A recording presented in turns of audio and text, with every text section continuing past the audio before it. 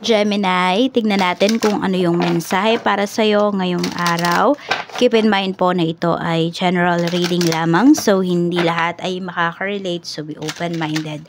Sa mga hindi pa po nakasubscribe dito sa ating channel, please subscribe na po kayo and pa-like na rin po ng pa-click na rin ng bell button para lagi kayong updated every time na meron tayong uploads. So, dalawa yung lumabas sa atin dito. No, yung nalaglag. Kala ko isa lang. So, trust your feelings and dreams to guide your career path. Your life purpose fully supports you. Ayan po. So, pwedeng may malaking pagbabago rito pagdating sa inyong career. Some of you naman po, maaaring mayroon kayong pinopursue, no, na bagong career, yet hindi ninyo alam kung tama ba yung inyong ginagawa. Ayan nga po, sabi sa inyo, your life purpose fully supports you. So, itong sabihin natin, itong tinatahak mo kung bago man nga po ito, soon, mararamdaman mo na talaga kung mararamdaman mo na tama yung iyong pinili, na tama yung pinurso mo, wala ka pong pagsisisihan dito. And yes, sabi nga dito, it will fully supports you. So, kung ano man yung mga pangangailangan mo, lalo na kung ito ay, material, financial, ayan po. Hindi lang yon, even your soul, no? Mahihil nitong life purpose na ito, itong career na gagawin mo. So, kailangan mo lang magtiwala sa iyong sarili. Ayan po. Kailangan mo lang magtiwala sa iyong mga guides. Some of you kasi pwedeng mayroon kayong mga napapaginipan. Talagang mararamdaman mo na ginaguide ka talaga. So, yun. No? Ayan po. Huwag kayong mawawala ng tiwala sa inyong sarili. Kailangan lagi yan. Lagi kayong nagtitiwala sa inyong desisyon, sa inyong sarili. Kung hindi nyo yan nararamdaman or lagi kayong nagdududa sa inyong kakayahan, balance mo yung iyong root chakra or hindi lang root chakra mo, even your all your chakras. Yun yung gawin mo, Gemini.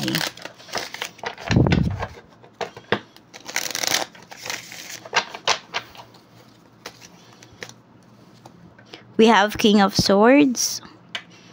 So, okay naman yung emotions mo. Very direct ka nga ngayon. Hindi na raw yung iyong yung iyong emotions. Ano na siya, filtered na siya. Ganyan po. Mas matatag na rin yung kalooban ninyo.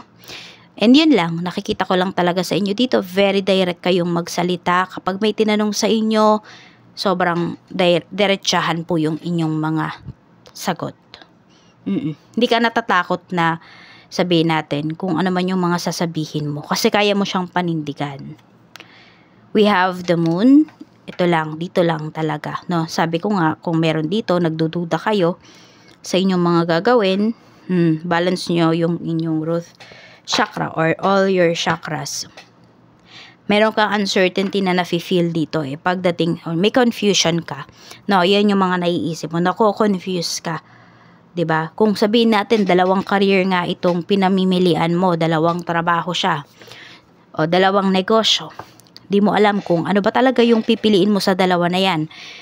Pwede bang piliin ko na lang parehas? Pwede kasi na hindi yun yung choice, hindi yun applicable para sa'yo ngayon na piliin mo sila parehas. Kaya isa lang dapat yung piliin mo rito. So, ano nga ba yung pipiliin mo? Kung hindi ka makapag-isip, 'di ba? Ipagdasal mo.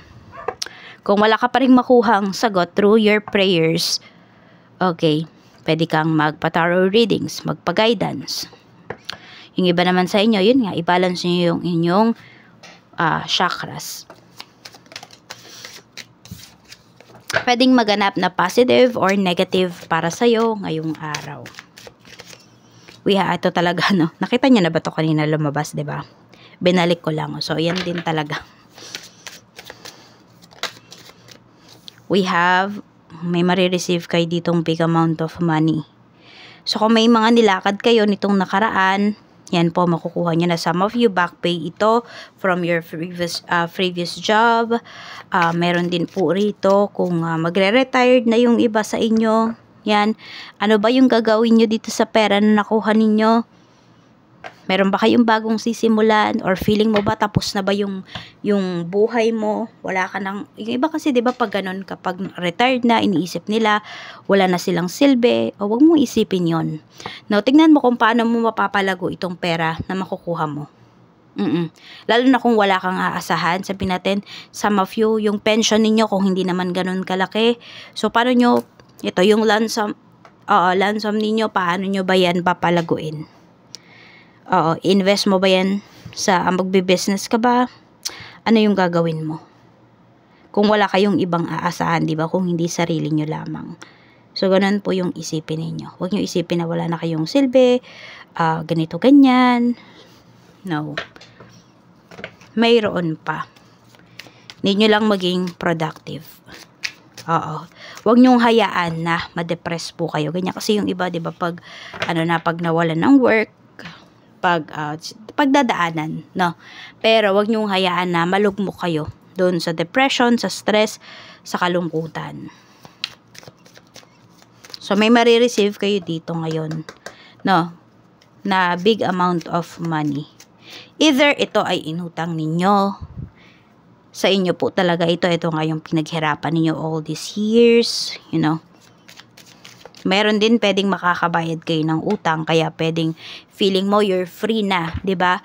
Na yung pera mo, yung susunod mong susweldohin, kikitain, para na yun sa'yo. Mas ma-appreciate mo na yon, mas may experience mo na yung pera mo, ganyan. We have the Star. Ayan, may healing talaga dito ha. May financial recovery na pinapakita sa iyo dito, Gemini. So kung ano man yung mga ginastos mo nitong mga nakakaraan, or kung puro nga sa utang ba napupunta yung kita mo, ayan po, hindi na po yan mangyayari. Matatapos na po yan. So may ending dito na pinapakita pagdating sa struggles mo. So hindi yan forever. Hindi forever ang struggles mo. Sa negative naman na pwedeng mangyari, we have 3 of Cups. So, kung may asawa ka dito, meron kang karelasyon, pwedeng hindi mo siya mapipigilan na hindi makipagkita sa mga friends niya, makipag-inuman, ganyan. So, may maglalasing dito. Meron ba dito kayong kasamahan sa bahay? Or ito nga, asawa mo ba to? Na pag nakakainom, kung ano-ano yung sinasabi, nagwawala, ganyan. So, pwedeng iyan yung magbibigay ng stress sa'yo today. May iinom nga talaga. Ayan, puro cups yung nandito. Puro water. We have 8 of Pentacles. So, ayun, may nga dito, no? May makakapagpainit ng ulo mo, Gemini. Ngayong araw na to. Kasi, nagtrabaho yung taong to. Sige, sabihin natin pera niya nga yung kanyang ginastos. 'Di ba? Pero, gagastusin lang niya sa mga kaibigan niya.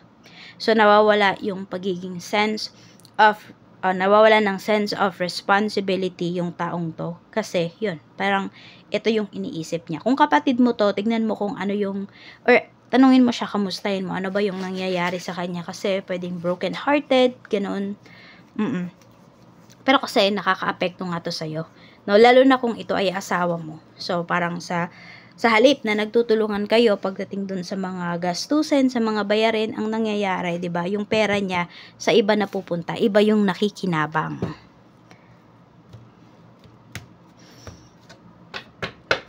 Meron din ako nakikita dito may babayaran na utang.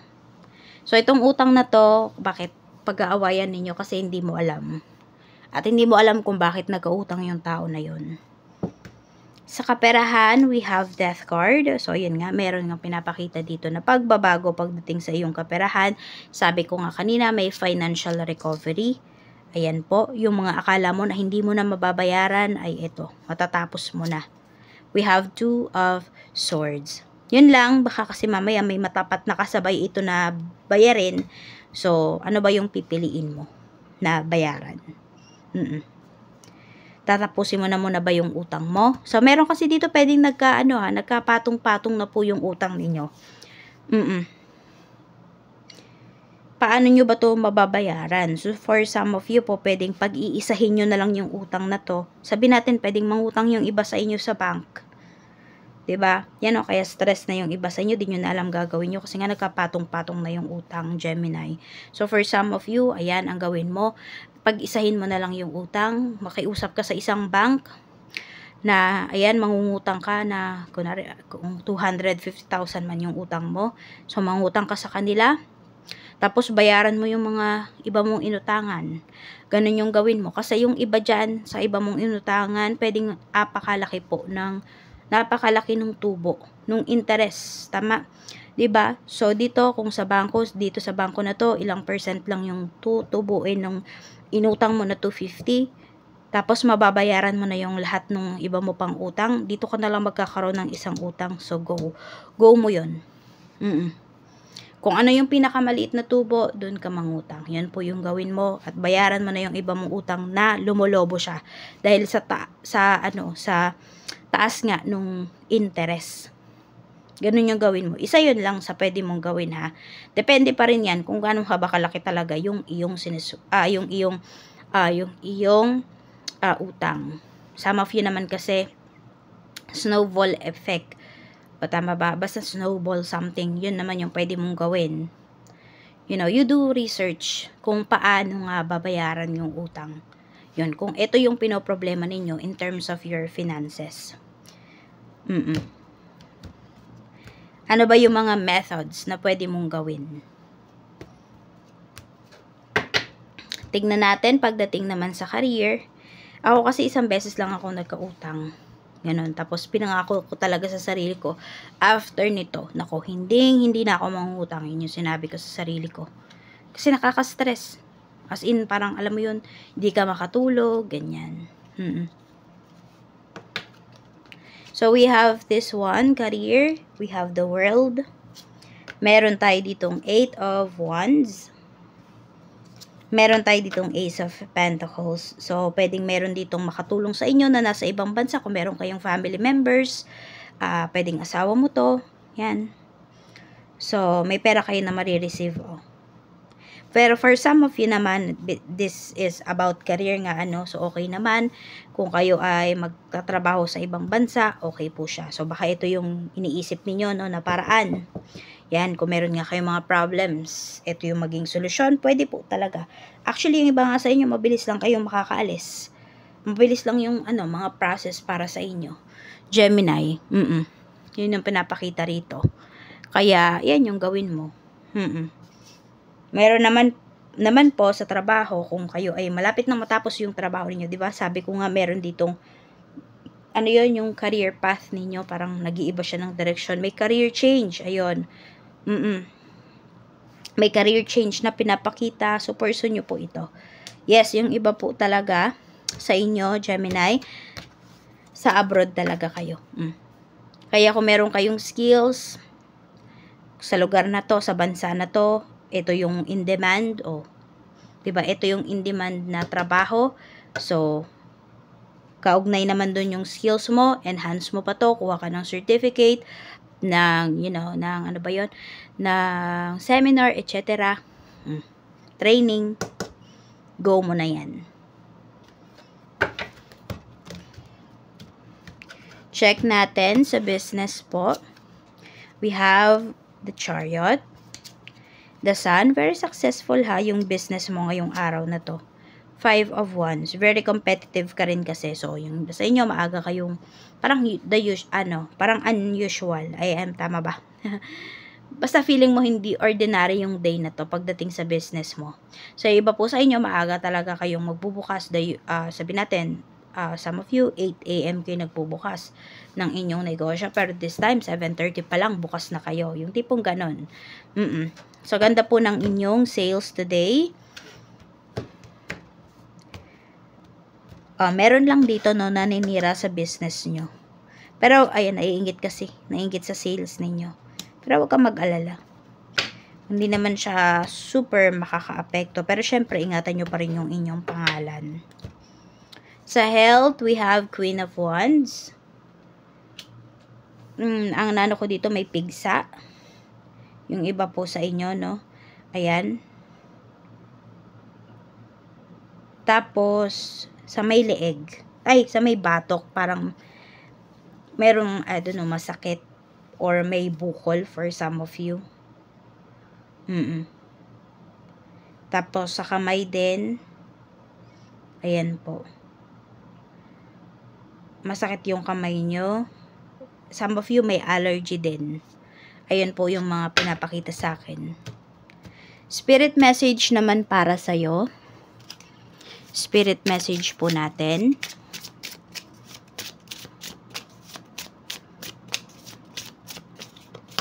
We have, there will be a powerful outcome. So, ito yun. Pagdating sa career change, no, na nangyayari sa'yo. Na pinapapursa sa'yo. Ng iyong mga guides. Na gustong-gusto mong i-pursue because alam mo na ayun yung hinahanap-hanap ng soul mo. So, pursue mo na po yan. Huwag ka nang magdalawang isip. Yan lamang po. Maraming salamat. Ingat ka always.